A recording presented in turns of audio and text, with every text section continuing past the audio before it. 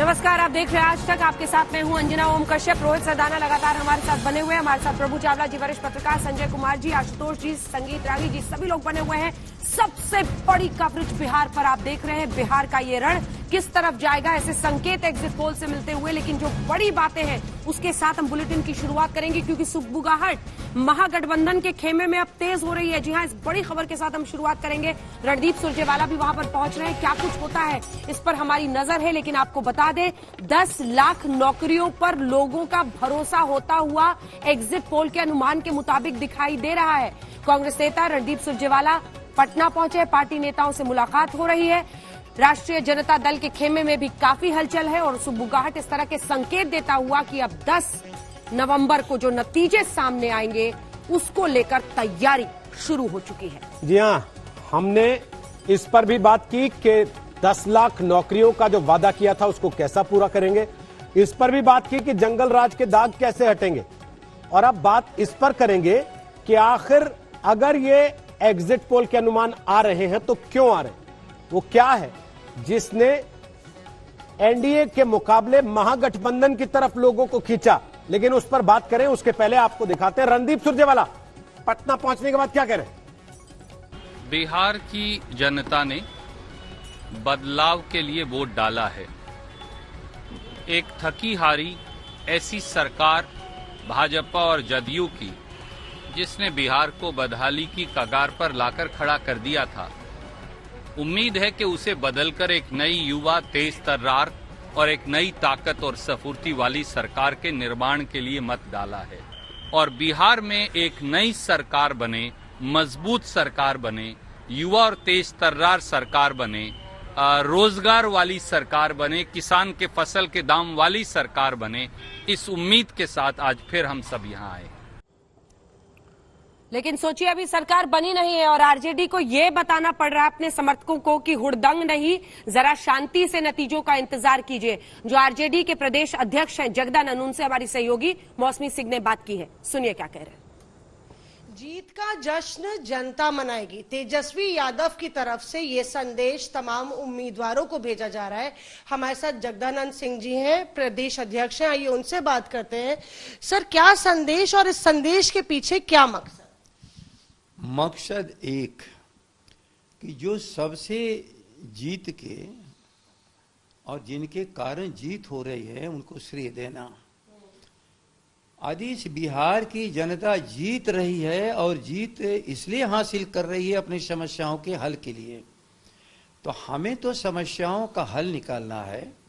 हम अपने को जीता हुआ मान नहीं सकते, हम जीता हुआ तब मानेंगे जितनी बातें हमने कही है हम 5 साल के भीतर पूरा कर लें। लेकिन आज तो जीत जनता की है, समस्याग्रस्त जनता, भुक्तभोगी जनता, जिनको अनेक परेशानियां दैनिक कार्यों में ही नहीं उठानी पड़ती, दो बड़ी आपदाओं से इनको निपटना पड़ा है, रोग, महामारी और बाढ़ और पटना जैसा जल जमाव। ऐसी चीजों से बाकी तो उनका रोजगार, उनके खेतों की सिंचाई, किसानों के पैदावार का मूल्य, बच्चों की हमारी सही और क्वालिटी एजुकेशन, गुणवत्ता पूर्वक शिक्षा, ऊंची शिक्षा, अनेक जगह पर इंडस्ट्रियलाइजेशन, जितनी भी समस्या झेल रही है उसी को निदान के लिए तो तेजस्वी पर वो विश्वास करने जा रहे हैं।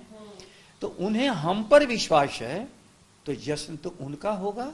हमें तो विश्वास को शालीनता पूर्वक पूरा करने का प्रयास करना है। तो जश्न हमारा नहीं, जश्न उनका हो सकता है, हमारे लिए जश्न नहीं है ये।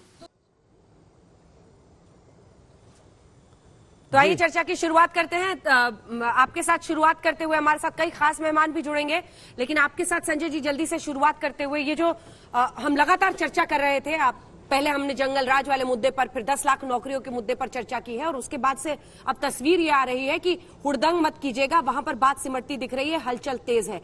जिस तरह का अलायंस हम यहां पर देख रहे हैं, आरजेडी, कांग्रेस, सीपीआईएमएल, किस तरह से बढ़ता हुआ मामला चल रहा है और ये जंगल राज वाली जो छवि है उससे निकल पाएंगे? देखिए, फिलहाल चुनाव के दौरान, कैंपेन के दौरान तो मुझे लगता नहीं है कि पूरी तरह से निकल पाए। बिहार में अगर मतदाताओं को देखेंगे, भले ही अगर एग्जिट पोल के अनुमान के हिसाब से देखें तो एनडीए हारती हुई दिख रही है, लेकिन उनके भी कोर सपोर्टर्स हैं।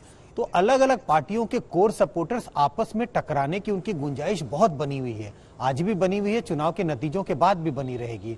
इसी वजह से ये जो जंगल राज का, आप भले ही तेजस्वी यादव ने बहुत कोशिश की है बताने के लिए कि मैं एकदम बिल्कुल नया बिहार और बिल्कुल नई तरह की पार्टी लेके आया हूं, लेकिन सिर्फ उनके वोटर ही इस बात को विश्वास कर रहे हैं, लेकिन एनडीए के वोटर मानने को बिल्कुल तैयार नहीं है कि आरजेडी एक बदली हुई पार्टी है। और ये जो भय जिसका जिक्र हो रहा है बार बार, ये कहा जा रहा है कि हुड़दंग नहीं होना है और आप शांति बनाए रखें, इस बात का अंदेशा है कि कुछ लोग ऐसा मानते हैं कि अब हमारा राज आया तो हमें कुछ चीजों का बदला निकालना है। ठीक है, प्रेम शुक्ला जी हमारे साथ राष्ट्रीय प्रवक्ता भारतीय जनता पार्टी के जुड़ गए हैं, केसी त्यागी जी वरिष्ठ नेता जेडीयू के हमारे साथ जुड़ रहे हैं, अखिलेश प्रताप सिंह जी कांग्रेस पार्टी का पक्ष रखने के लिए नेताजी हमारे साथ जुड़ गए हैं, और मृत्युंजय तिवारी जी एक बार फिर से लाल टीका लगाकर, अब तो बारी है, घंटों की गिनती है नतीजे आने से पहले। लेकिन इससे पहले कि प्रभु जी मैं आपके पास आऊं, एक बार जरा सईद अंसारी के पास चलते हैं और वो आंकड़े हमें दिखा रहे हैं कि अगर यही अनुमान जो हमारा एग्जिट पोल कह रहा है ये नतीजों में तब्दील होता है, क्या तस्वीर होगी। सईद।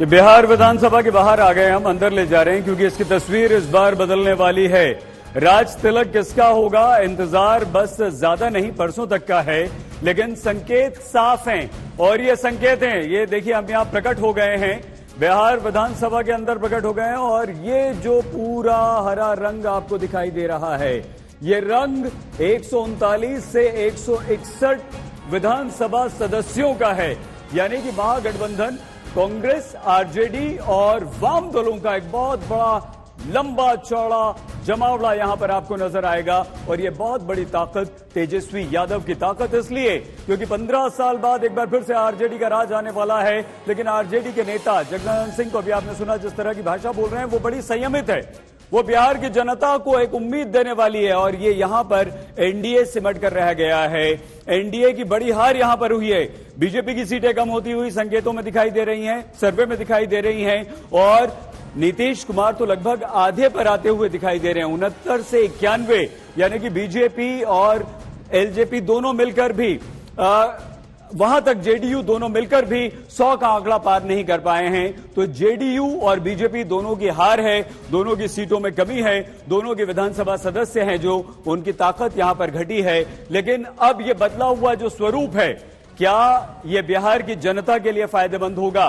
क्योंकि बिहार की जनता ने साफ तौर पर एक बहुत बड़ा मैंडेट दे दिया है। नतीजे आने अभी बाकी है, याद रखिए, परसों तक का हमें सिर्फ इंतजार करना होगा, लेकिन संकेत जो हैं वो बिल्कुल साफ हैं। अगर ये आगे पीछे भी होते हैं, थोड़ा बहुत भी आंकड़ा नीचे या ऊपर जाता है, तो भी लगभग साफ हो चुका है। तेजस्वी यादव ने अपने तमाम विधायकों, मतलब विधायक का चुनाव लड़ रहे तमाम नेताओं को यह संदेश भिजवा दिया है कि जश्न आप नहीं मनाएंगे, जश्न बिहार की जनता मनाएगी, हमें बिहार की जनता के लिए काम करना है। बड़ी शालीनता के साथ अगर इस तरह की बात की जा रही है आरजेडी की तरफ से, उनके नेताओं की तरफ से, उनके प्रदेश अध्यक्ष और उनके मुख्यमंत्री पद के उम्मीदवार की तरफ से, तो ये एक बड़ा संकेत और भी है कि गंभीरता है, अपनी जंगल राज की छवि को दूर करना है। हालांकि जनता ने, बिहार की जनता ने तो अंजना उस पर विश्वास नहीं किया है, लेकिन फिर भी जिम्मेदारी है। और अगर राजनेता अपनी जिम्मेदारी को समझते हैं तो ये बहुत बड़ी बात है। मृत्युंजय जी से कल भी आपने पूछा था, मुस्कुरा रहे हैं, हंस रहे हैं, लेकिन सर्वे में इतनी बड़ी जीत पर अंजना उन्होंने गाना नहीं सुनाया अभी तक। बिल्कुल, वो जो अब इंडिया मोस्ट टैलेंटेड में पहुंचने वाले हैं, वो इस पर उनसे गाना वाना सुनेंगे। लेकिन एक बार शुरुआत में केसी त्यागी जी आज आपके साथ करना चाहती हूं। देखिए, मामला बड़ा गंभीर हो गया, अभी ये अनुमान है, हमें इस बात का एहसास है, 10 नवंबर तक इंतजार करना ही बेहतर होगा। लेकिन इन सब के बीच जो संकेत मिल रहे थे, और ऐसे संकेत नीतीश कुमार जी को भी खुद मिल रहे थे, तभी उन्होंने आखिरी प्रचार में आखिरी चुनावी दाव रच दिया, कह दिया ये मेरा आखिरी चुनाव है।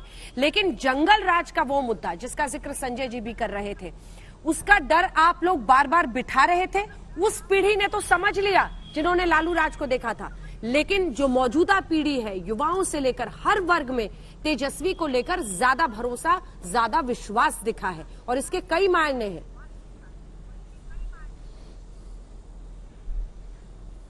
नहीं अंजना जी, मैंने जब प्रभु चावला जी जब एसआरसीसी में पढ़ रहे थे, मैं उन दिनों सड़क पर लड़ रहा था।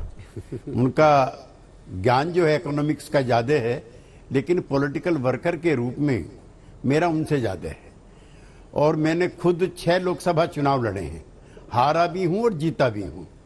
एक तो जो पराजय होती है उसके पंख टूट जाते हैं, और विजय होती है उसके पंख लग जाते हैं और वो बहुत ऊंची उड़ान में जाते हैं। अभी मैं प्रभु जी मेरे से पहले एग्री करते थे, आज ना करें। नीतीश कुमार ने जितने भी लोहियावादी नेता थे उनमें सबसे ज्यादा अलग तरीके से अपने आप को स्थापित किया। मुझे सबके साथ काम करने का अनुभव है, चाहे चौटाला जी हो, मुलायम सिंह जी हो, लालू जी हो। 90 तक तो 2000 तक तो हमारे लालू जी साथ साथ ही थे, उसके बाद ही जनता दल यूनाइटेड बना था। इसकी एक डिफरेंट शैली थी जिसमें लोक लाज थी, संकोच था, सादगी थी, वैभवता नहीं थी, परिवारवाद नहीं था और अनार्की नहीं थी, डिसऑर्डर नहीं था। ये एक सिस्टम चला था, उसको लेकर के 3 या 4 बार, और इंडिया टुडे भी उसमें शामिल है जब प्रभु जी जुड़े हुए थे इससे, बेस्ट चीफ मिनिस्टर का खिताब आप ही लोगों ने उनको कई बार दिया था। That he is a different leader from the others.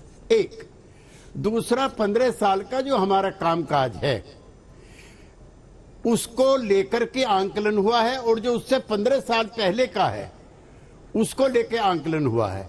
कोई हमें भी कोई कम समय नहीं मिला बिहार को विकसित करने का, नवीन और नया बिहार बनाने का। लेकिन 2 घटनाएं जो है टर्निंग पॉइंट है। आज मैं किसी चैनल पे मेरे कोई साथी पूछ रहे थे कि पिछले 6 महीने में क्या हुआ, तो भाई पिछले 6 महीने में एक तो मैं बाढ़ पर अपने पूरे पैनलिस्ट उसमें बिहार के बैठे, मेरे प्रिय पात्र हैं मृत्युंजय तिवारी जी, कई हजार सालों से वहां बाढ़ है। एक तो आसाम और एक कोसी, इसकी बाढ़ जो है वो सोनोवाल की या नीतीश कुमार की पैदा की हुई नहीं है, ये हर साल होती है, अगले साल भी आएगी। और लालू जी की सरकार रही हो, कांग्रेस पार्टी की रही हो, हमारी रही हो, सबको उसको झेलना पड़ा है।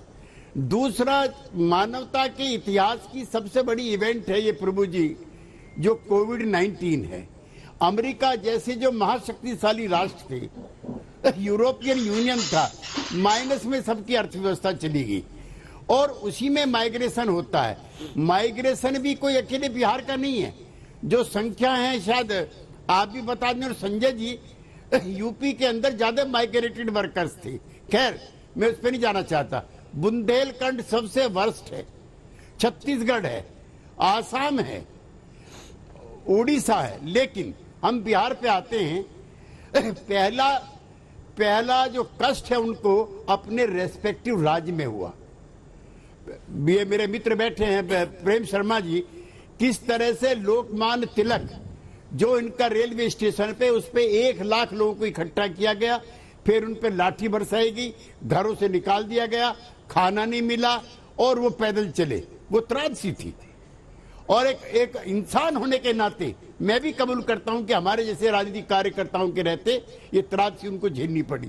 2, दिल्ली का प्रभु जी याद करो, और मेरे मित्र बैठे हैं तीनों जो आज तक वाले हैं, दिल्ली के आनंद विहार में क्या नीतीश कुमार जी ने आमंत्रित किया था 1 लाख लोगों को? दिल्ली के मुख्यमंत्री जब बुला रहे थे, और किस तरह से लाठी चार्ज हो रहा था, गर्भवती महिलाएं पैदल चल रही थी।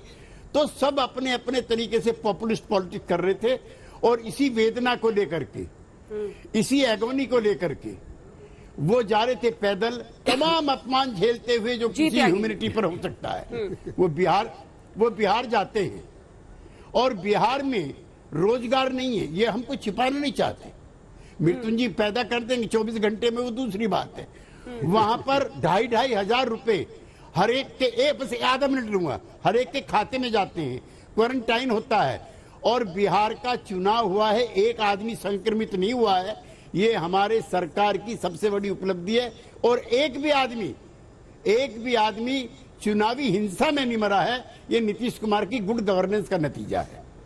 ठीक है, इस पर आप प्रभु जी जवाब दीजिए। बहुत सारी बातें उन्होंने सुनाई है, लेकिन क्या किसी मजलूम, किसी गरीब जो यहां से मीलों चलकर जा रहा था, उसके कंधे पर कहीं नीतीश कुमार का आपको हाथ दिखा?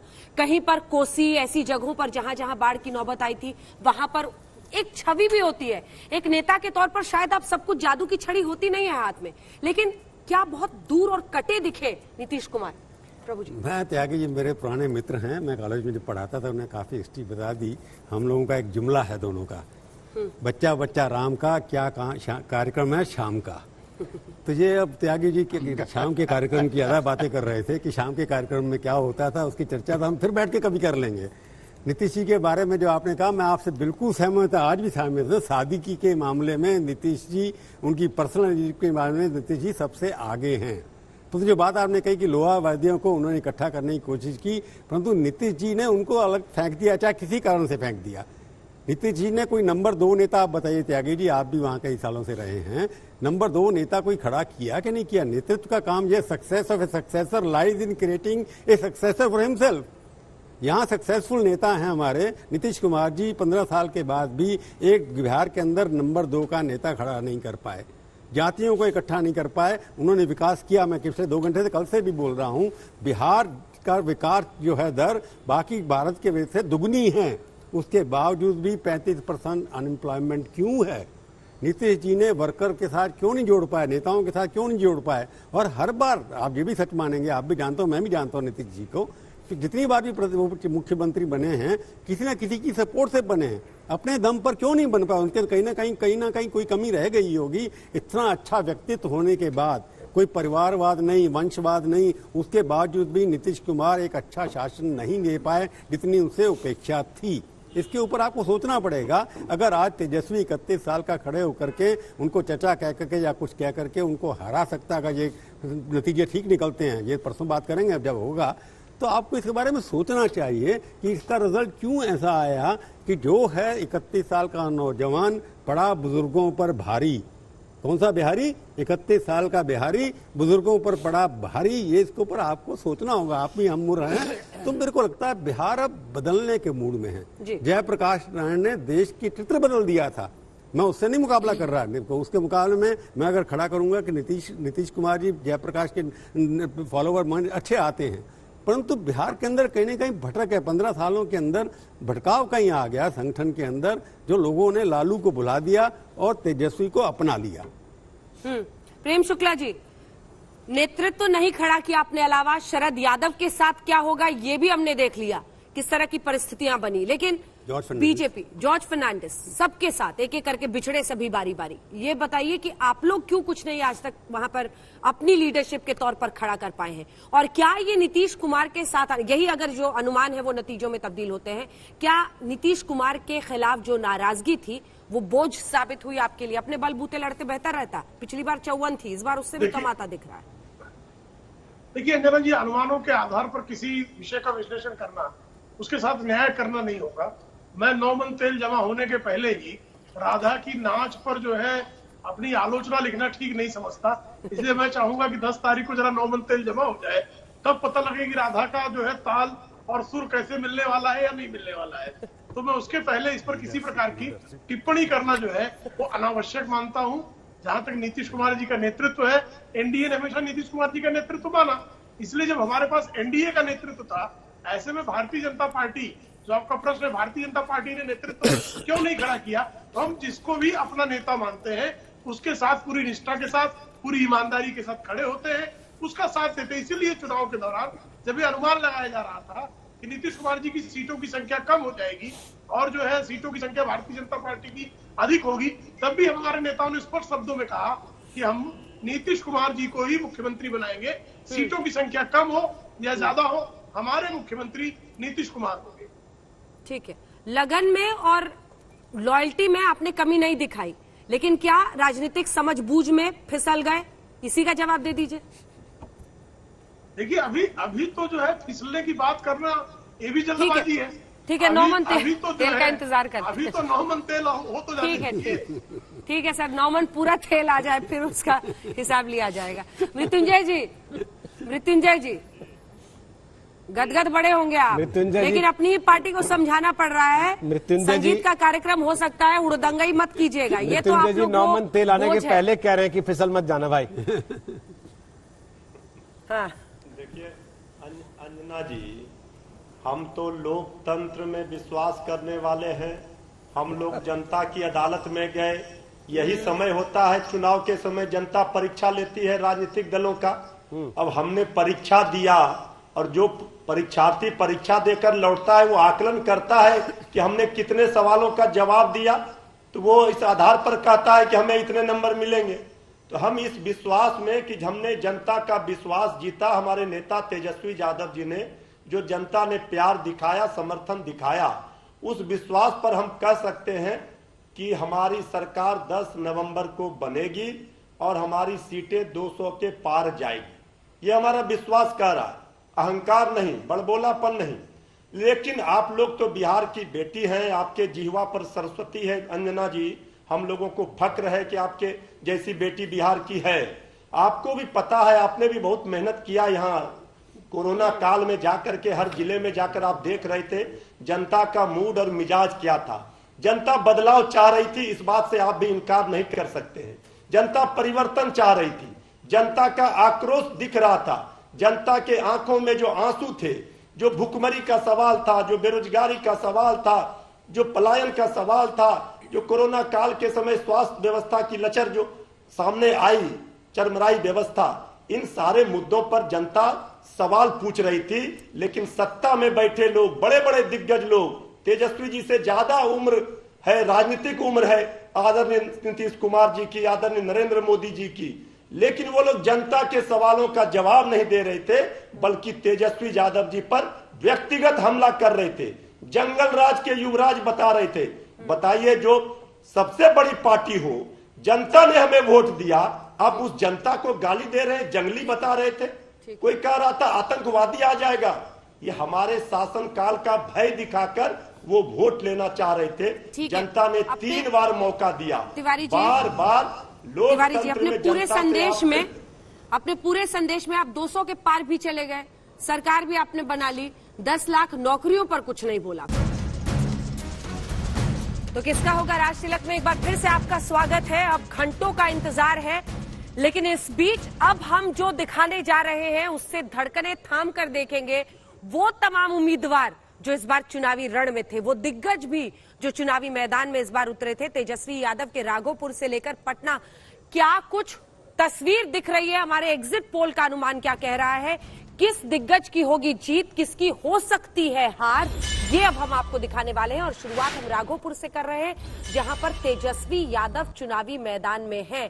राकेश सिंह वहां पर एलजेपी की तरफ से हैं और बीजेपी के भी उम्मीदवार वहां पर मौजूद है, लेकिन तेजस्वी का मामला यहां पर अच्छा दिखाई दे रहा है।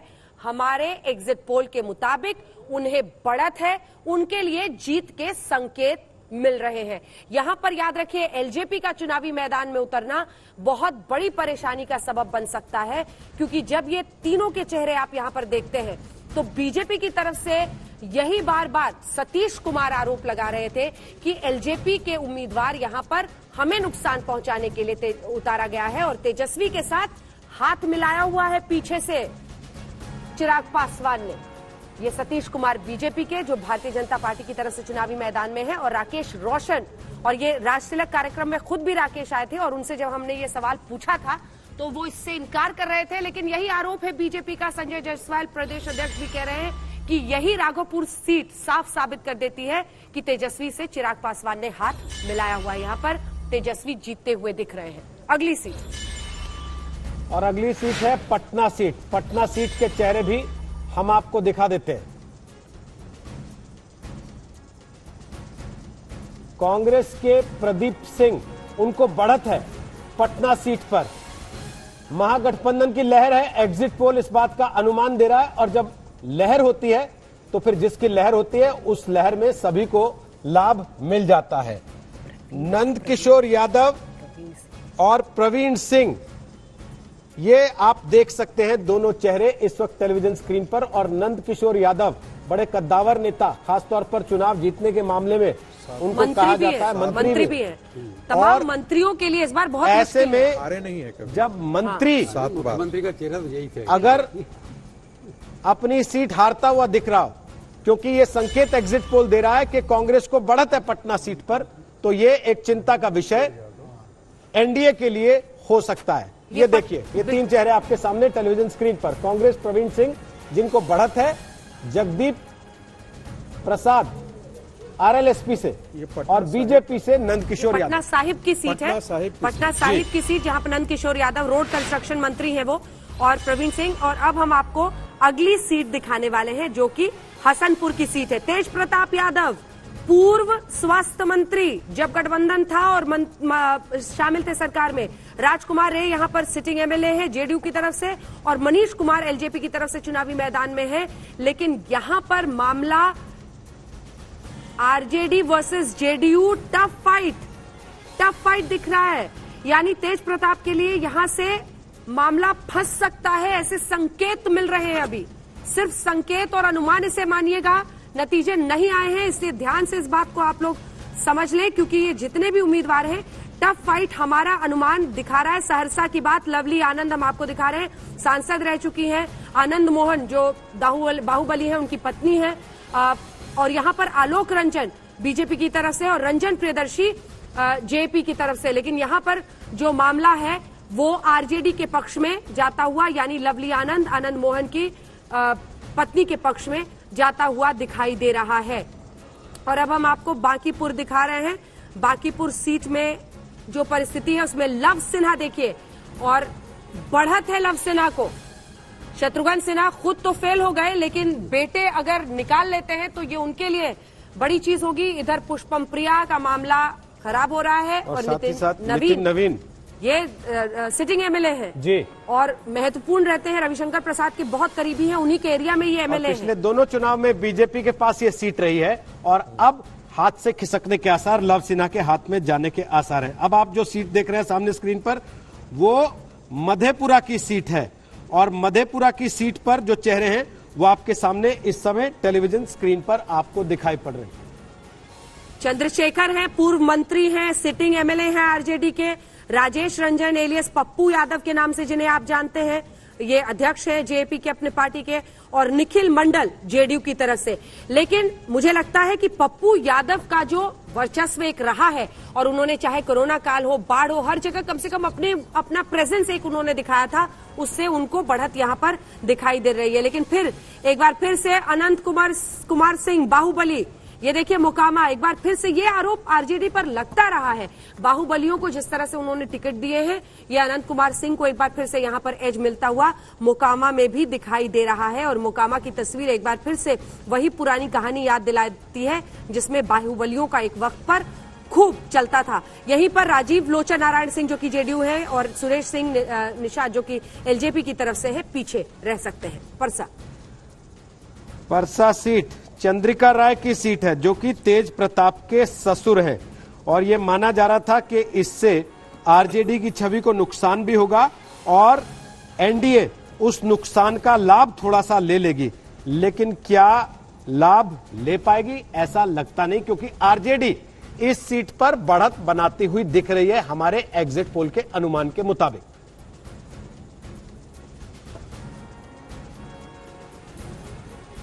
बरियारपुर की अब हम आपको तस्वीर दिखा रहे हैं, जहां पर आरजेडी को बढ़त मिलती हुई दिखाई दे रही है, राजवंशी महतो को, और वहीं पर जेडीयू की तरफ से मंजू वर्मा। ये वही सीट है और वही महिला है जिन पर मुजफ्फरपुर के मामले में, जो बाल गृह कांड था उसके मामले में आरोप लगा था, अवैध हथियार इनके घर पर मिलने का आरोप था। हालांकि उससे वो बरी जरूर हो गई थी, लेकिन वो दाग था और उस पर विपक्ष प्रहार कर रहा था। अब बात केवटी की, यहां पर टफ फाइट दिख रहा है, जहां पर RJD versus BJP.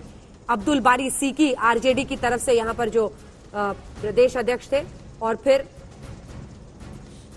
Murari Mohan Jha BJP की तरफ से यहां पर हैं, और यहां पर एक साहब का टफ वीडियो भी फाइट वायरल हो गया था चुनाव के पहले, जिसमें ऐसा आरोप लगा कि वो कह रहे थे कि हम तो जा रहे हैं, आप लोगों की मजबूत दिख रही है स्थिति, लेकिन एग्जिट पोल बता रहा है कि उनकी खुद की सीट फंसी हुई लग रही है अभी। अब बात सरायगंज में भी आरजेडी को बढ़त मिलती हुई दिखाई दे रही है। तो ये तमाम तस्वीरें हमने आपको तमाम दिग्गजों की हर जगह की दिखा दी है। अखिलेश प्रताप सिंह कांग्रेस के नेता हमारे साथ हैं, पिछले हाफ में उनसे कमेंट ले नहीं पाए। अखिलेश जी, कांग्रेस के बड़े नेता पहुंच गए पटना। जी जी जी जी देखिए, मैं तब से आप लोगों की बातों को सुन रहा हूं, और जो आप लोग मूल्यांकन कर रहे हैं और जो आप लोगों का एग्जिट पोल है, हमें भी अनुमान है कि उसी अनुरूप में ही परिणाम आएंगे। लेकिन ये सिर्फ नीतीश कुमार की हार नहीं है, ये हमारे प्रधानमंत्री आदरणीय मोदी जी की भी बराबर के भागीदार हैं इस हार में। और ये दोनों लोग जो हैं, जो दोनों डबल इंजन है, ये सीध हो चुका है। और मोदी जी की विश्वसनीयता दुनिया में आज सबसे अविश्वसनीय व्यक्ति के रूप में जाने जाते हैं, और उसका भी बोझ नीतीश के कंधे पे पड़ा, जिस कारण से वहां पे ये गति हो रही है। अपनी उपलब्धियां, आज नोटबंदी की बरसी है, चौथी बरसी है, जिसे जब नोटबंदी किया गया था तो master stroke, surgical strike, black money, आतंकवाद, नेशनलाइट, सब करके महीनों आप लोगों ने बहस की, बीजेपी ने बताया, और आज उसका जिक्र तक नहीं करते हैं मोदी जी। कम से कम आज भी 8 बजे संबोधित कर देते। मित्रों, आज ही के दिन 8 बजे मैंने ये काम किया था और कहा था कि अब डिजिटलाइजेशन हो जाएगा। जो 17 लाख करोड़ रुपए के प्रिंटेड रुपए थे, और कहा था डिजिटलाइजेशन हो जाएगा, 10-12 लाख करोड़ छपेंगे करेंसियां। आज 26 लाख करोड़ के प्रिंटेड करेंसी है, ब्लैक मनी का पता नहीं लगा। तो ये सारी चीजें जो इस 6 साल की दिल्ली की सरकार है, जो इंजन है, सीध हो चुका है, उसका भी तो भुगतान जनता कर ही रही है ना। ठीक है, और जनता करेगी, लेकिन अभी बिहार पर चर्चा हो रही है। एक बार हम अपने दर्शकों को बता दें, तेजस्वी यादव, बड़ी खबर इस वक्त आ रही है, जुलूस से जनता को बचना है। उम्मीदवारों को सख्त हिदायत देते हुए तेजस्वी यादव, आरजेडी उम्मीदवारों को तेजस्वी की ये हिदायत है, जीत के बाद जुलूस ना निकाले। और तमाम मायनों में अगर आप देखें तो ये जरूरी है, सिर्फ हुड़दंगई की आशंका नहीं है। कोविड का वक्त है, कोरोना का काल है। आप देख रहे हैं दिल्ली में कैसे मामले अब रिकॉर्ड तोड़ रहे हैं। केरल का हाल बुरा है ओणम के बाद, और दिवाली आसपास है। यहाँ पर एक बार फिर से ये हिदायत ऐसे वक्त पर देना जरूरी और सही भी। मृत्युंजय जी, जल्दी से कमेंट दीजिए, हुड़दंगई का डर है या कोरोना का? नहीं, देखिए, कोरोना काल भी है, आप लोग भी जानते हैं, और अति उत्साह में हमारे कार्यकर्ता कोरोना काल में सोशल डिस्टेंसिंग, मास्क, इसका भी ध्यान नहीं रखेंगे। सोशल डिस्टेंसिंग बड़ा जल्दी याद आया सर। कोई आतिशबाजी नहीं, कोई हुड़दंगी नहीं, कोई जनता को समर्पित होगा, जनता जश्न मनाएगी। जब हम जनता के उम्मीदों पर, पटना में आपके ऑफिस गई थी मृत्युंजय जी, जितने नेता अंदर बैठे हुए थे उनसे कहा मास्क कहाँ है, तो कहा जेब में है, जेब में रखे हैं, कोई कहे गाड़ी में है। हालांकि ये सभी दफ्तरों में यही हाल था। लेकिन जल्दी से कमेंट लेते हुए प्रेम शुक्ला जी आपसे, देखिए जेब में मृत्युंजय जी के भी था, देखिए निकाल लिया उन्होंने। प्रेम शुक्ला जी, 10 लाख नौकरियों के मुद्दे पर, जंगल राज के मुद्दे पर कई सवाल खड़े होंगे और जिम्मेदारी पर, कसौटी पर उन्हें उतरना है। लेकिन क्या बीजेपी इन चुनावों को समझने में चूक कर गई? सवाल इस नजरिए से कि नीतीश कुमार के खिलाफ जो एंटी इनकम्बेंसी थी, बहुत गुस्सा था, वो भारी पड़ा पूरे गठबंधन को। हमें तो भी सफलता की उम्मीद है, तो हम चूक का विश्लेषण क्यों करें? मुझे पूरा विश्वास है कि परसों जो है जब चुनाव परिणाम आएंगे तो हो सकता है कि फिर से आरजेडी की चूक की चर्चा होने लगे। इसलिए मैं अभी जो है, जब तक चुनाव परिणाम नहीं आ जाते तब तक कौन चूका और कौन चूका, इस पर बात करने का कोई औचित्य नहीं। ठीक है, 2 लाइन का जल्दी से कमेंट ले लेते हैं। केसी त्यागी जी, 2 लाइन का कमेंट सर, फिर प्रभु जी से भी 2 लाइन का कमेंट ले जी, concluding remark sir, Tyagi ji. नहीं, मैं तो राजनीति का एक विनम्र कार्यकर्ता होने के नाते ये कहना चाहता हूं कि जिस स्कूल से हम पढ़ कर के आए थे, वहां ये जन सेवा थी, वहां ये परिवार को बढ़ाने के लिए नहीं थी, वहां संपत्ति अर्जित करने के लिए नहीं थी। और कर्पूरी ठाकुर ने भी और डॉक्टर लोहिया ने भी और चरण सिंह ने भी हम लोगों को यही समझाया था। अब आप कहते हैं कि नीतीश कुमार का वारिस क्यों नहीं है, तो नीतीश कुमार को भी अपने बेटे को तैयार करना चाहिए था, तभी वो इनके जैसे माने जाते हैं। राजनीति की जो सुचिता है, जो अच्छापन है, वो भी नीतीश कुमार के खिलाफ जाएगा। नहीं, अब तो पार्टियां क्या है, सब पॉलिटिकल पार्टी जो है। त्यागी जी, सवाल पार्टी के नेतृत्व की सेकंड लाइन का था, उनके बेटे को बढ़ाने का नहीं था। बहरहाल प्रभु जी, लास्ट कमेंट है, कंक्लूडिंग रिमार्क। आज जी आप भी जानते हैं मैं किस तरह रेफर कर था। अडवाणी जी ने अगर प्रधानमंत्री 6 क्रिएट कर दिया अपनी पार्टी में, नीतीश कुमार जी क्या अपना एक मुख्यमंत्री भी नहीं क्रिएट कर सकते थे? वो खुद ही चुनाव नहीं लड़े 15 साल के अंदर। जो नेता खुद चुनाव नहीं लड़े और उनका डिप्टी भी चुनाव नहीं लड़े, तो आप अपने कार्यकर्ताओं के लिए क्या एग्जाम्पल सेट कर रहे हैं? अडवाणी जी ने 6 प्रधानमंत्री खड़े कर दिया। आज उनमें से सबसे बड़ा प्रधानमंत्री, सबसे बड़ा पॉपुलर आदमी नरेंद्र भाई मोदी जो हैं, इतने पॉपुलर नेता, उन्होंने पहचाना, उनको मौका दिया और उन्होंने साबित कर दिया। तो नीतीश कुमार को क्या केसी त्यागी में दमदीन दिखाई दिया कि आप भी आ जाइए, संभाल लीजिए? त्यागी जी, देखिए, जब बाकी प्रवक्ता आज इधर उधर भागे हैं, आप ही हैं जो 1 घंटे बैठकर हर सवाल का जवाब देते हैं और बड़े ही दमदार तरीके से देते हैं। अनुभव और शायद उसी के जरिए ये तमाम बातें आती हैं। लेकिन वक्त हमें इतने की इजाजत देता है। आशुतोष जी, संगीत रागी जी, संजय कुमार जी, प्रभु चावला जी और तमाम मेहमान जो राजनीतिक मेहमान हमारे साथ जुड़े हुए थे, आप सभी का बहुत धन्यवाद। लेकिन ये विशेष कवरेज बिहार पर बने रहिएगा हमारे साथ, नॉन स्टॉप तो जारी है ही, लेकिन नतीजों के दिन सबसे सटीक, सबसे पहले विश्लेषण और नतीजे आप तक हम ही लेकर आएंगे। देखते रहिए आज।